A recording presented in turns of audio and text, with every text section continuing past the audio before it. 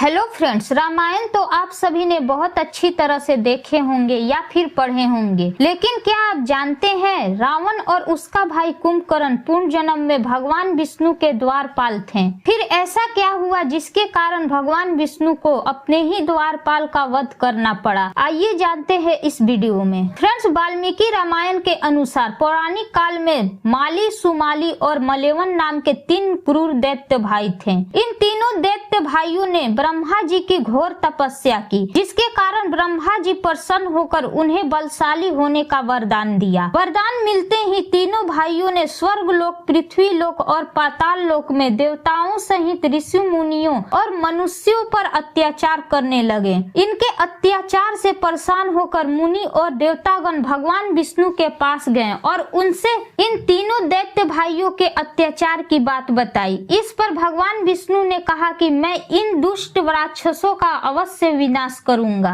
उधर यह बात माली, सुमाली और मलेवन ने सुनी तो उन्होंने अपनी सेना को लेकर इंद्रलोक पर आक्रमण कर दिया। भगवान विष्णु इंद्रलोक आकर सेनापति माली सहित बहुत से राक्षसों को मारा और बाकी बचे राक्षस लंका की ओर भाग गए। फिर उसके बाद राक्षस सुमाली के नेतृत्व में लंका को त्याग कर पाताल में जाकर बस गए। फिर उसने सोचा कि आखिर यहाँ कितने दिनों तक छुप कर रहना पड़ेगा। वह सोचता है कि क्यों न अपनी पुत्री का विवाह ऋषि विश्वा से करवा दें, जिसके कारण उसे कुबेर जैसा तेजस्वी पुत्र की प्राप्ति आसानी से हो जाएगी। तब सुमाली अपनी पुत्री कैकसी के पास पहुंचता है और बोलता है, हे पुत्री, तुम विवाह के योग हो चुकी हो, परंतु मेरे भय की वजह से कोई तुम्हारा हाथ मांगने मेरे पास नहीं आता। इसलिए राक्षस वंश के कल्याण के लिए मैं चाहता हूँ कि तुम महर्षि विश्वा के पास जाकर उनसे विवाह करो और पुत्र प्राप्त करो। तब राक्षसी कैकसी अपने पिता की इच्छा को पूरा करना अपना धर्म माना और विवाह के लिए वचन दे दी। इसके बाद कैकसी महर्षि विश्वा से मिलने पाताल लोक से पृथ्वी लोक महर्षि विश्वा आश्रम पहुंचकर कैकसी ने सबसे पहले महर्षि का चरण छुआ, फिर मन की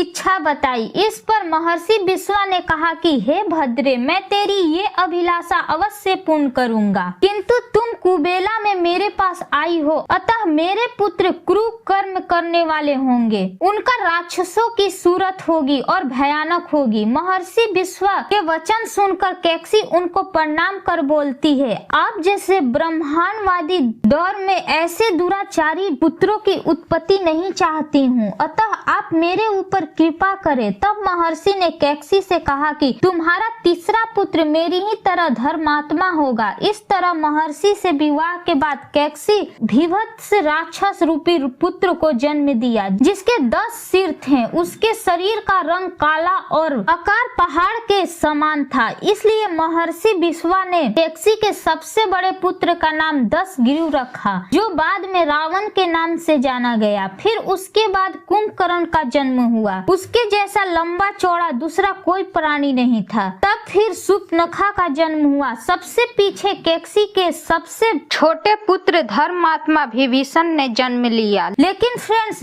यहाँ बात यह आती है कि आखिर महर्षि के पुत्र रावण और कुंभकर्ण राक्षस क्यों जन्म लिया? इसके पीछे की कहानी श्रीमद् भागवत पुराण में लिखा है। एक बार मानस पुत्रों सनक, सनंदन, सनातन और सनत कुमार ऋषि भगवान विष्णु के दर्शन करने के लिए बैकुंठ आए थे। उस समय भगवान विष्णु के 2 द्वारपाल पहरा दे रहे थे, जिनका नाम जय और विजय था। उन्होंने मानस पुत्रों को बालक समझकर बैकुंठ के अंदर नहीं जाने दिए, द्वार पर ही रोक लिए। तब मानस पुत्रों ने क्रोधित होकर उन दोनों द्वारपालों को उसी वक्त राक्षस होने का श्राप दे दिया।